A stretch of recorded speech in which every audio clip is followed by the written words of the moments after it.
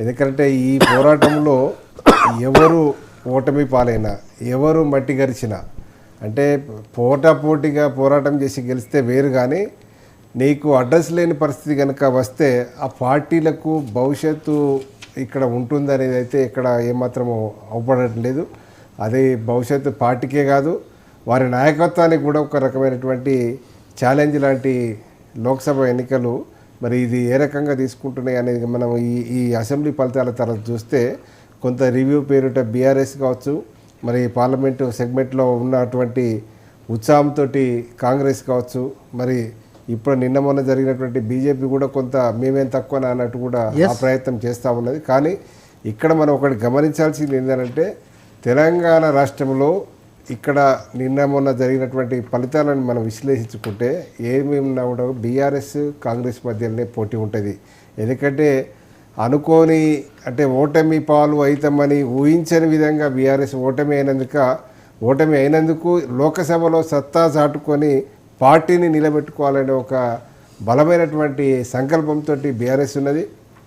Same time మరి మనకు ఉన్నదాంట్లో కాంగ్రెస్ మరి అధికారం చేపట్టినాం, కానీ మరి రాహుల్ గాంధీని ప్రధానమంత్రి చేయాలంటే ఇక్కడ సింహభాగము. ఇక్కడ నీకు నిన్న మనకు గతంలో కేసీఆర్ గారిది కారు సారు 16 అన్నట్టు నిన్న మరి రేవంత్ రెడ్డి గారు కూడా 14 సీట్ల వరకు మేము ఇస్తామని చెప్పినటువంటి సందర్భము, ఢిల్లీ రాజధానిగా చెప్పిన సందర్భాన్ని కూడా మనం చూసుకోవాలి.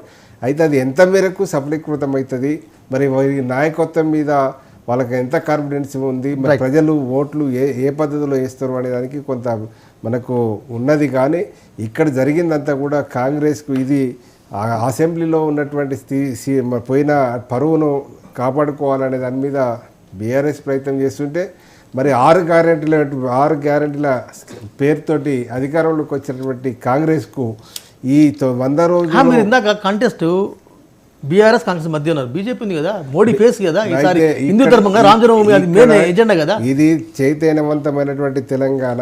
ఇది ఏమున్నా కూడా నీకు ఏదో బీజేపీకి అవకాశం ఏదో మొన్న 4 వచ్చాయండి. ఆ 4 సీట్లు రావడానికి 2018లో నీకు 88 సీట్లు వచ్చిన తర్వాత నీకు అక్కడ పునరీకరణ పేరుతోటి జరుగుతున్నటువంటి ఫిరాయింపులను కొంత ఇవన్నీ కూడా ఏంటంటే అంటే ఈసారికి ఇక్కడ కేసీఆర్కి ఇద్దాము, బీజేపీ అక్కడ మోడీకి ఇద్దామని ఆలోచన. అయితే అప్పుడే కనుక కాంగ్రెస్ సెంట్రల్లో బలంగా ఉన్నది అని భావిస్తే పబ్లిక్ మర్రేవారు. ఇప్పుడు కూడా నిన్న జరిగినటువంటి ఎన్నికలు కూడా మౌత్ టాక్ తోటి ఓడిపోయింది బీఆర్ఎస్.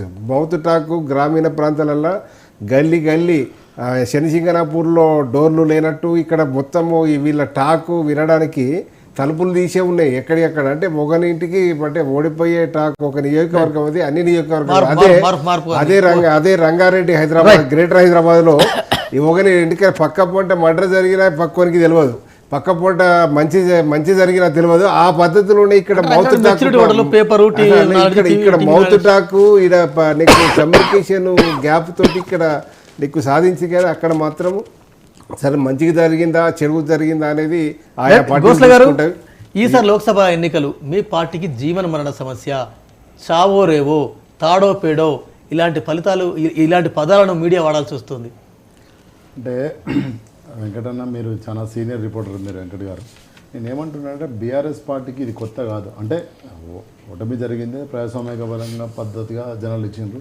తెలంగాణ ఉద్యమంలో ఇదే కాంగ్రెస్ పార్టీ, ఇదే టీడీపీ, ఇదే బీజేపీ పార్టీ ఎన్ని ఆగం చేసారో, ఎంతమంది ఆగం చేసారో, ఆగమైన నిలబడ్డామా కలబడ్డామా లాస్ట్కు ఫలితం తీసుకొచ్చినాం అనేది స్పష్టంగా తెలుసు. అది ఉద్యమం అంటే అదే ఉద్యమము రాజకీయ పార్టీ కదా. మేము ఉద్యమంతో పాటు రాజకీయ పార్టీగా పోయినా ఉద్యమ పార్టీగా పోలే.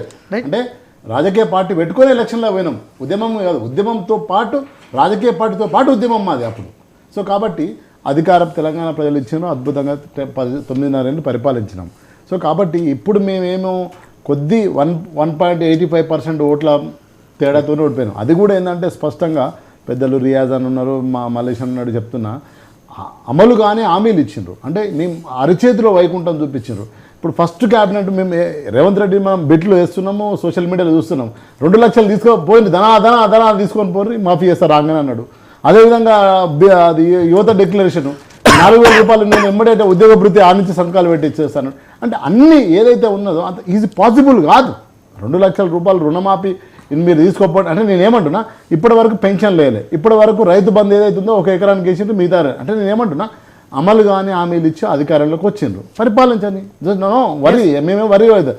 అయితే ఇప్పుడు కూడా మేము స్పష్టంగా మేము పార్లమెంట్లో మా వాయిస్ తెలంగాణ వాయిస్ మేమే వచ్చేది. ఎందుకు చెప్తా ఒక్క నిమిషం చాలా వినాలి. ఎందుకంటే ఇప్పుడు విభజన హామీలు ఏవైతున్నాయో విభజన హామీలు వాళ్ళు చేసేటప్పుడు వాళ్ళ హౌస్లో ఉన్నారు, చేసేటప్పుడు వాళ్ళ హౌస్లో ఉన్నారు, చేపించేటప్పుడు ఉన్నారు, వచ్చినాక అధికారంలో ఈ 2 జాతీయ పార్టీలు కూడా విభజన హామీల మీద ఇప్పటి వరకు పోరాటం చేసింది లేదు, అమలు పరిచింది లేదు కదా. ఇప్పుడు ఈ 2 ముఖాలు తెలంగాణ ప్రజలకు ఏం చెప్తాయి? ఏమని చెప్తారు? జాతీయ పార్టీలు కాంగ్రెస్ బీజేపీ అవును ఒక మోడీ ఫేసు రాహుల్ ఫేసు ఒక కానీ ఇవాళ మీరు ఏ ఎజెండాతో మీరు ఫైట్ చేస్తారు? ఎజెండా ఏంటి? నేను చెప్తున్నా కదా విభజన హామీలు ఏవైతున్నాయో అలా ఏం అమలు చేసింది బీజేపీ పార్టీ? ఏమి అమలు చేయాలని కాంగ్రెస్ పార్టీ పోరాటం చేసింది? కాంగ్రెస్ పార్టీ కదా బిల్లులో పెట్టింది. మరి బిల్లులు పెట్టిన కాంగ్రెస్ పార్టీ బీజేపీ అధికారంలోకి వచ్చినప్పుడు పోరాటం చేయాలి కదా, సాధించాలి కదా. నేనేమంటున్నా ఆ సాధించే ప్రజల్లో తెలంగాణ నుంచి గెలిచిన ఎంపీలు ఉన్నారో వాళ్ళు ఎంతవరకు పోరాటం చేశారు? ఏదైతే 49 మంది 50 ఉన్న ఎంపీలు వాళ్ళు చట్టంలో పెట్టినప్పుడు ప్రతిపక్షంలో ఉన్నప్పుడు వాళ్ళు ఏ మతం పోరాటం పెట్టారు అంటే నేనేమంటున్నా నవోదయ స్కూళ్ళ కోసం ఎన్నడూ అడిగారు రండి. నవోదయ